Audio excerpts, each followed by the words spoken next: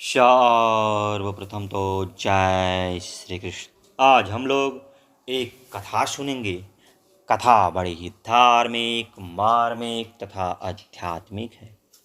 इस कथा को बड़े ही ध्यान से आप सुने, क्योंकि किसी भी कथा को ध्यान से सुनने पे ही कथा समझ में आता है तथा कथा का आनंद भी आता है। तो चलिए कथा को सुनते हैं। ऋषिगणों के द्वारा शिव तत्व का ज्ञान बढ़ाने वाली कैलाश संहिता के वर्णन को सुनने की इच्छा व्यक्त करने पर व्यास जी ने शिव तत्व से युक्त दिव्य तथा उत्कृष्ट कैलाश नामक संहिता का वर्णन करते हुए कहा, पूर्व काल में हिमालय पर तप करने वाले महातेजस्वी ऋषियों ने आपस में विचार कर काशी जाने की इच्छा की। उन्होंने काशी पहुंचकर मणिकर्णिका में स्नान कर देवता आदि का तर्पण किया। तदनंतर देवाधिदेव विश्वेश्वर का पूजन कर शतरुद्रीय आदि मंत्रों से उनकी स्तुति करके अपने को कृतार्थ समझा और कहा, आज हम लोग शिव कृपा से पूर्ण मनोरथ वाले हो गए। उसी समय पंचक्रोशी परिक्रमा करने के लिए आए हुए सूत जी को देखकर उनके पास जाकर सभी ने प्रसन्नतापूर्वक उन्हें प्रणाम किया और कहा, हे महाभाग सूत जी, भगवान व्यास जी ने आपको सभी पुराणों के गुरु रूप में अभिषक्त कर सर्वाधिक महत्व प्रदान किया है। अतः पौराणिक विद्या आपके हृदय में स्थित है। सभी पुराण वेदार्थ का प्रतिपादन करते हैं। समस्त वेद प्रणव से उत्पन्न हुए हैं। प्रणव का तात्पर्य स्वयं महेश्वर है। अतः महेश्वर आपके हृदय में प्रतिष्ठित है। हे महामते, आप ही हम लोगों के विशेष गुरु हैं। अतः आप परम कृपापूर्वक महेश्वर के श्रेष्ठ ज्ञान का उपदेश कीजिए।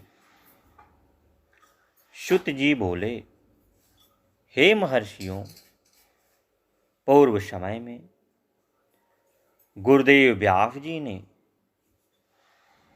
नैमिषारण्य निवासी मुनियों को जो उपदेश दिया था, उसी को मैं आप लोगों से कह रहा हूं, जिसके सुनने मात्र से लोगों में शिव भक्ति उत्पन्न हो जाती है। आप लोग सावधान होकर सुने। पूर्व काल में ऋषिगण यज्ञाधिपति रुद्र को प्रसन्न करने की इच्छा से दीर्घ सत्र करने लगे। उनकी यह भावना देखकर भगवान वेदव्यास वहीं पर प्रकट हो गए। उन्हें देखकर मुनि गणों ने सत्कार पूर्वक उत्तम आसन पर विराजमान कराया और कहा, हे महाभाग, प्रणव के अर्थ को प्रकाशित करने की इच्छा वाले हम लोग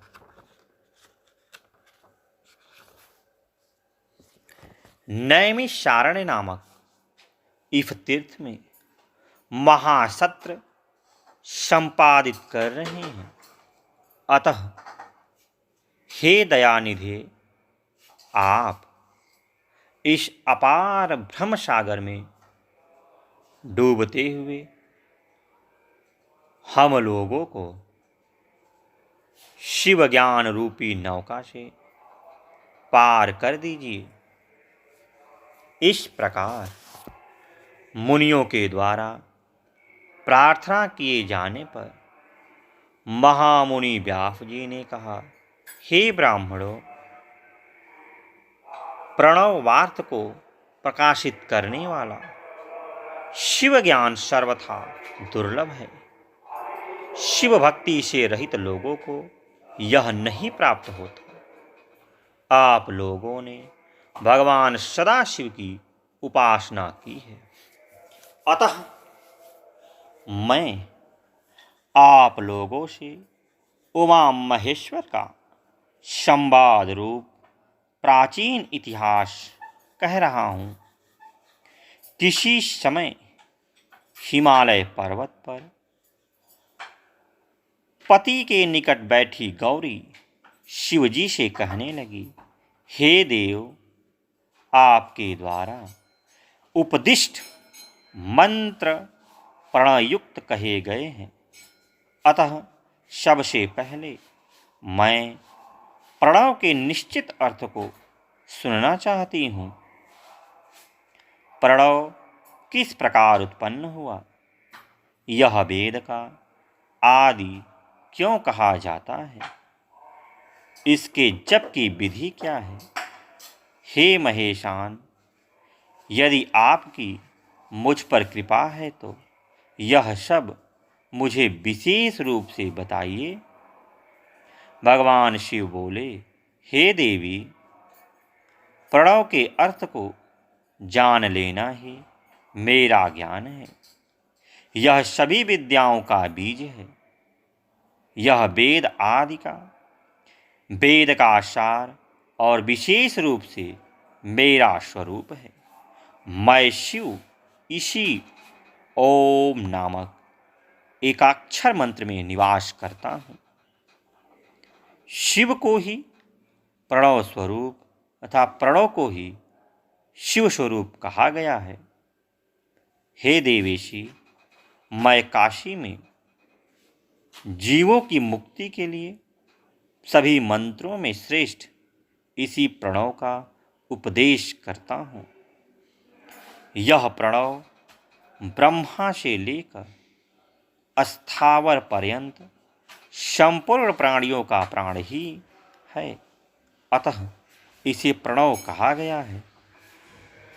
इस प्रणव का आदि अक्षर आकार है, उसके बाद उकार, मध्य में मकार और अंत में नाद है। इनके संयोग से ओम बनता है। सर्वखलिद्वम ब्रह्म, इस श्रुति के अनुसार सारा प्रपंच ही ओमकार स्वरूप है। जिसे दृढ़ वैराग्य होता है वही इस प्रणव का अधिकारी है। इसके अनंतर जीव और ब्रह्म की एकत्व भावना से प्रणव का वर्णन करते हुए भगवान सदाशिव संन्यास विधि का वर्णन करते हैं और भगवती से कहते हैं कि साधकों को सावधान चित्त होकर ओम एकाक्षर मंत्र का उच्चारण करते हुए उस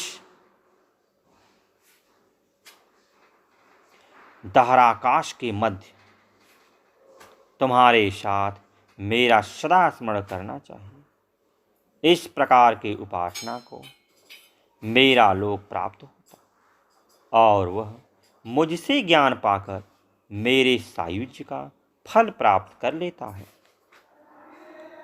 शौनक आदि ऋषियों से वार्ता करने के उपरांत शुत जी तीर्थ यात्रा के प्रसंग से पृथ्वी पर भ्रमण करने लगे। एक संवत्सर बीत जाने के बाद महामुनि सूत जी पुनः काशी आए।